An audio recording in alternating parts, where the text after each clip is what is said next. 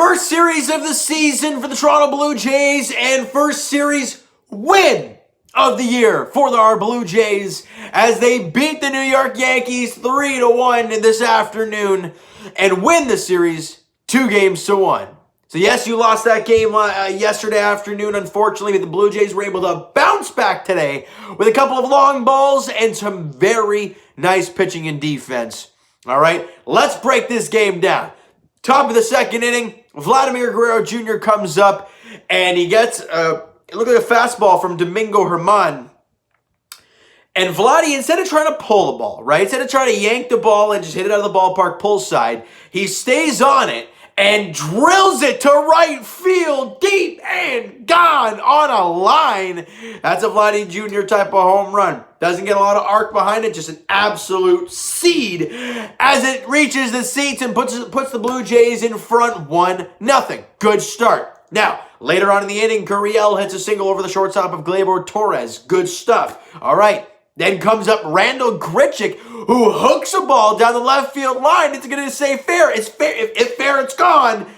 And it's gone for Randal Grichuk. A 2-run bomb. And just like that, Jays are up 3-0 and we're in the second inning. The offense is going. You got a couple clutch knocks. You got a clutch knock with a runner on base as well. And you're up 3-0. Great start for the Blue Jays, but how is their pitching going to hold up? That's always going to be the question every single game all year long. And it was fantastic. After that, it was an RBI ground out from Brett Gardner, but, you know, that wasn't really a whole lot of threat. It was a great, I think it was a big hit from, it was a blooper from Clint Frazier. And it drops in, and he ends up getting to second in the play. A couple batters later, the RBI ground out from Brett Gardner, making it a 3-1 game. But after that, the Blue Jays just shut the door down. The bullpen was phenomenal. The back end of the bullpen was downright filthy, as usual, it seems.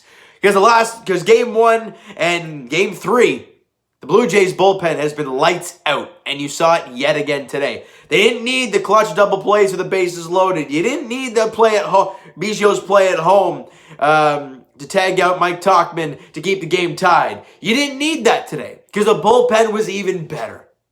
All right, TJ Zeuch got the start, and this guy, in my opinion, is so damn underrated and so not talked about. Because he's not a big strikeout guy, right? He's not some 20-year-old kid coming up and being a phenom. He's a 25-year-old right-hander. He's 6'7", for goodness sakes. Doesn't say a whole lot. Not a whole lot of emotion in the guy. But TJ Zeuch is a pure contact pitcher. He's not going to strike out 10, 12 guys a night. But he will go out there, and if he keeps his ball down like he was for the most part today, he will be next to unhittable. He went 4 innings, allowed 3 hits, didn't allow a run, struck out 1. It was Clint Frazier on a nice slider down, and he walked 1. He was awesome. I will say it again about TJ Zeuch. No one is talking about the guy, yet every time he goes out there in the big leagues, he succeeds. Look at his career numbers. I don't know them off by heart, but damn it, from watching the guy play, they must be pretty good. Last year, he only came out in 3 outings, had 1 start, an ERA of 1.1 or 1 point something. Very limited time, but he was great. The year before, he had an ERA of 3 something as a starter, and he had quite a few starts. That's a pretty damn good for a rookie who's never pitched in the big leagues. Not bad. And then today against the Yankees, 4 shutout innings. No one is talking about this guy because he's not a big strikeout guy, and everyone loves that stuff. And I do too.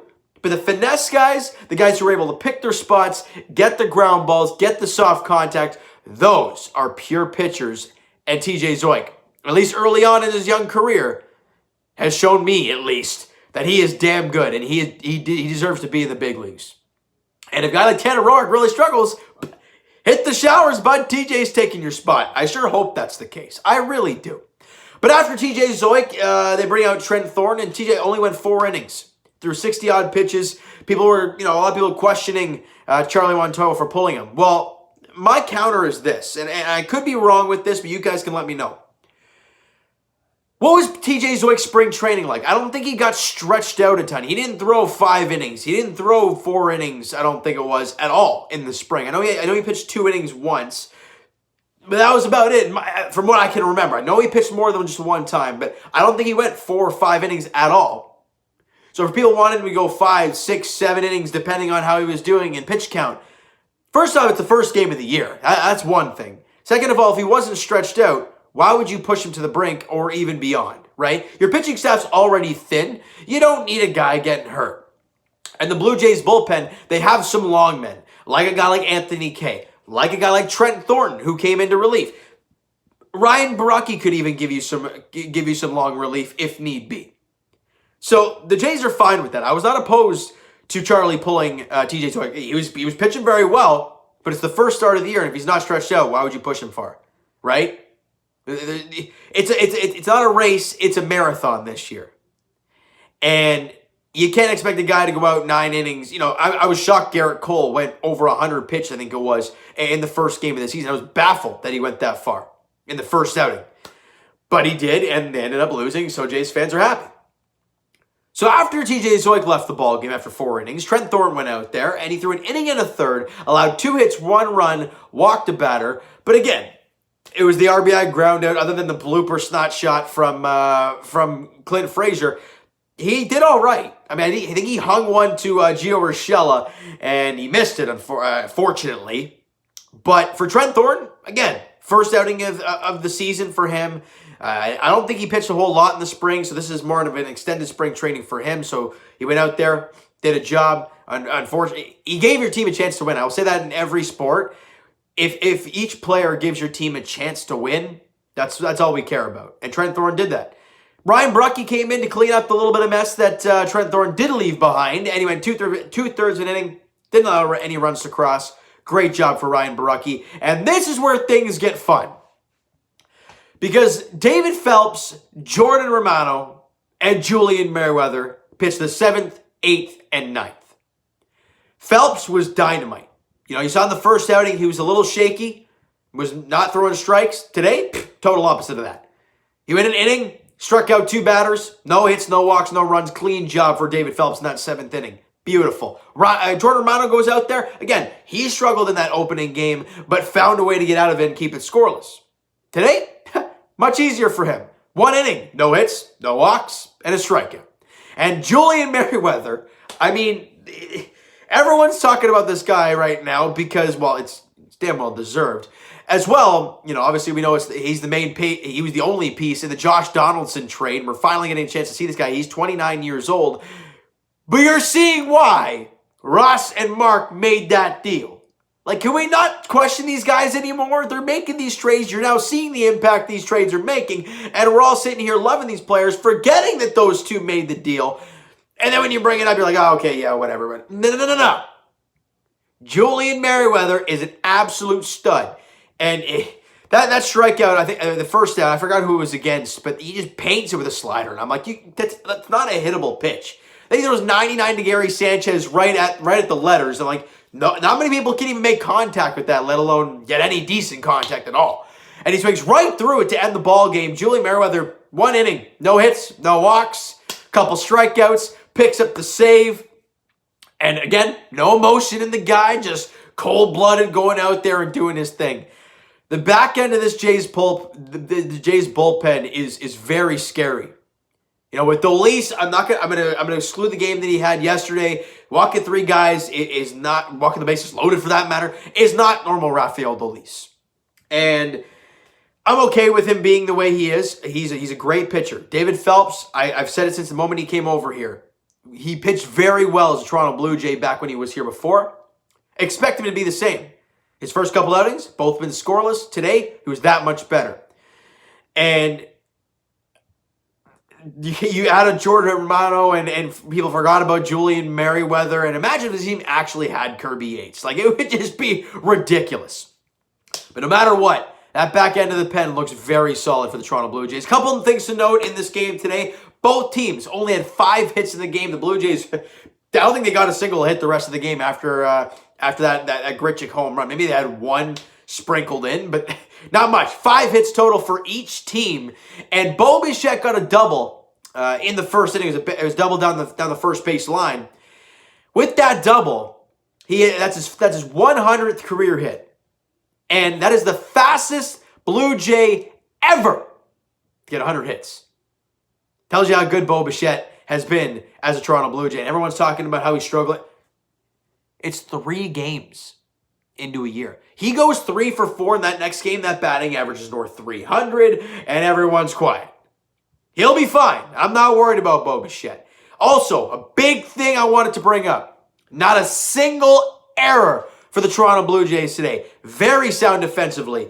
Bo Bichette and Marcus Semien doing what? You said a double play? Woo! Bo doing that 360 right on the nose to Vladdy at first. Couple really nice defensive plays for Bo on that short hop that almost ate him up, but he was able to react and get it over in time. Some very good defensive plays for the Toronto Blue Jays today. Not only did they get great pitching, they were unbelievable with the gloves today, and that's how you win baseball games. You can hit as many home runs as you want. You don't pitch well, you don't play good defense, you're never going to win.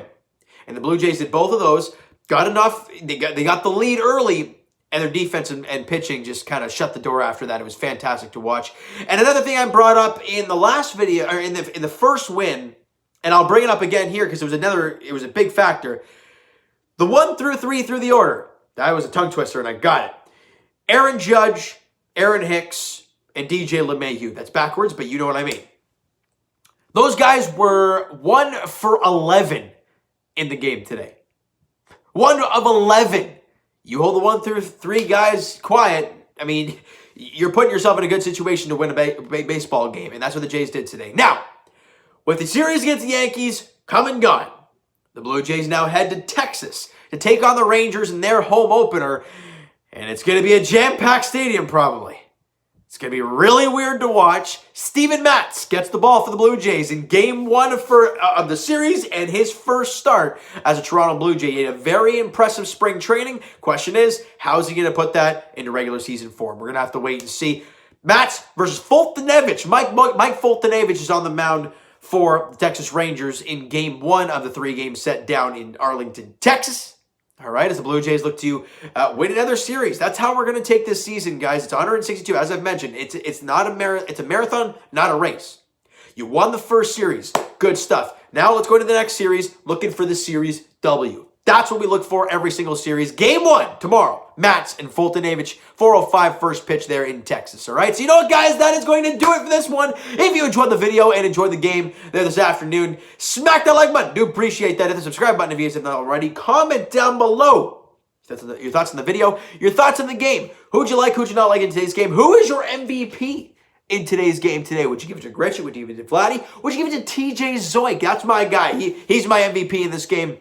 4 shutout innings, allowing your offense to get going. And even when the offense kind of slowed down in his last 2 innings, found a way to put up zeros. He was awesome today. Gave the Jays a really, really good start on the mound. He's my MVP in today's game. Who's yours? Twitter is down below for myself. Follow, send me a DM, do that great stuff. The Instagram link is down below as well, so follow up there if you have not done so already. And I will talk to you guys Leafs edition tonight, 9 p.m. puck drop in Calgary, taking on the Flames. The Buds looking to continue on their roll that they've been on lately, looking for win number 3 in a row. And I think it's like points in like 6 or 7 straight. They're feeling real good right now. Problem. Michael Hutchinson in net for the Leafs tonight. No Jack Campbell in net today. It's a maintenance day for him, so we'll have to see how that plays out tonight in Calgary. As for the Raptors, their next contest is Monday against the Washington Wizards at Amalie Arena. 7 o'clock tip-off there. Raptors looking for back-to-back victories.